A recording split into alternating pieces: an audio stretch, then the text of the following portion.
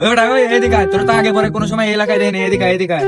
আবার ছাদের উপরে উঠাইছস, এদিকে আয়, শোন তুই কই থাকো? ওই পাড়া বস্তিতে। তার মানে এই এলাকায় এই মহল্লায় তোর চেনা পরিচিত কোনো আত্মীয় স্বজন বা কেউ তোর নাই, তাই তো? তোর কাছে যা যেবা আছে বাইর করবি নাকি পিছন থেকে মেশিন মুশিন বার করতে হইব? আরে মাহফুজ ভাই, কিরে বেটা, তুই দেখি আমার নামও জানোস, তুই আমার নাম জানোস কেমনে? আপনার তো আমি অনেক বড় ফ্যান ভাই। এই পাড়া আইছি আপনার সাথে দেখা করার লাগে।